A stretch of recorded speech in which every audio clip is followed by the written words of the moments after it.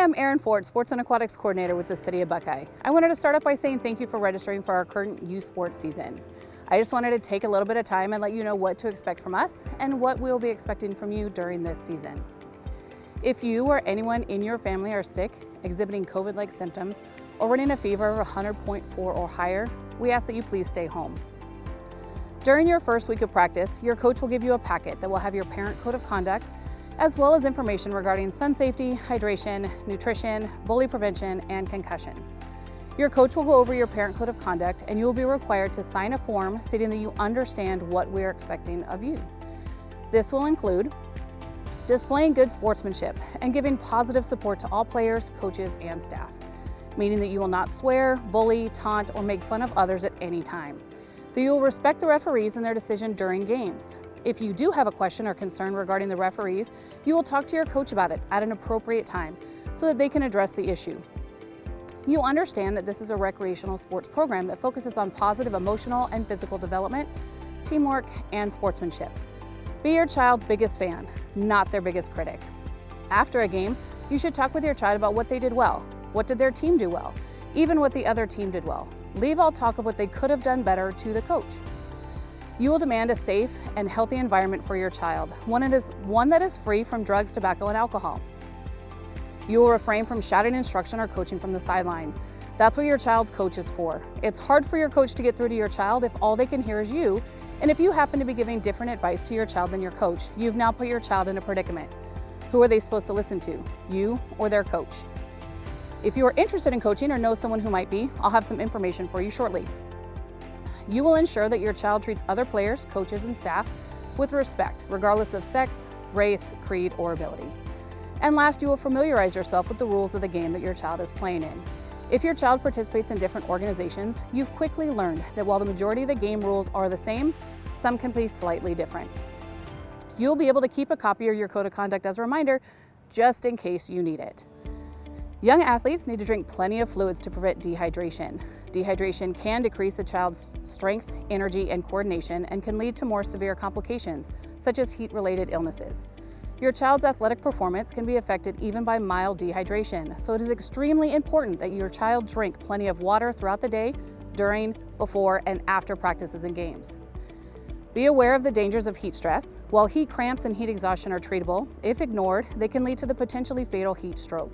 So make sure that you are keeping not only your child hydrated, but yourself as well. Use sunscreen, take advantage of shade, and when possible, stay indoors during the hottest times of the day. I also want to go over our concussion policy. Our staff, officials, and coaches are told, when in doubt, sit them out. A concussion is a type of brain injury caused by a bump, blow, or jolt to the head, or a hit to the body that causes the head and brain to move quickly back and forth.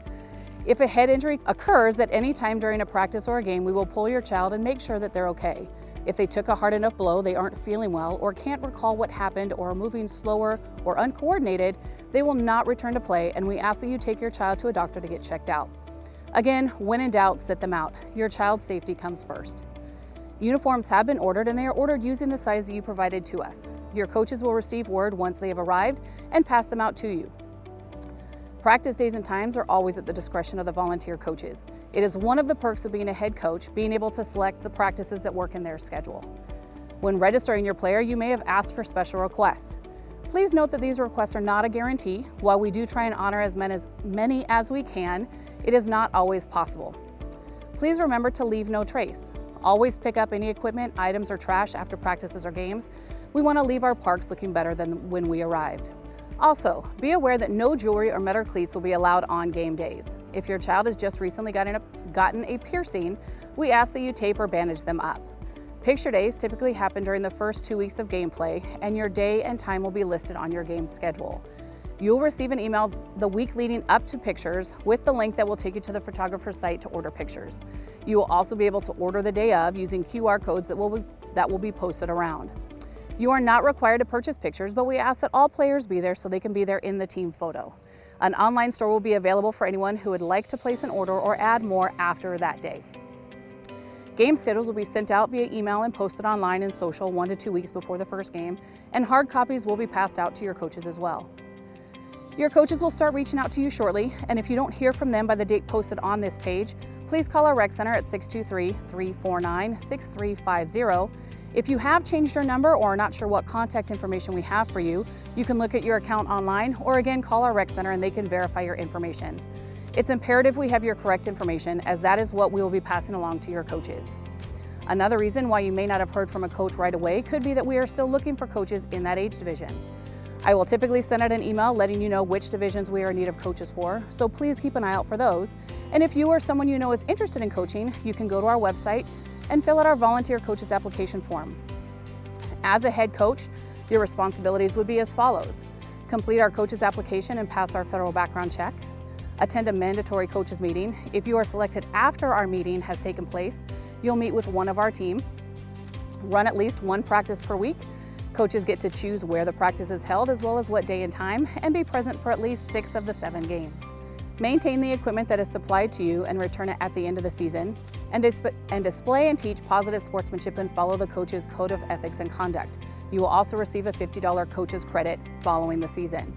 Also on our website, we have an FAQ sheet posted if you have a question that you didn't hear the answer to from me, as well as the rules of our league, so feel free to check it out. Again, thank you for being part of our youth sports season, and I look forward to seeing you all out there.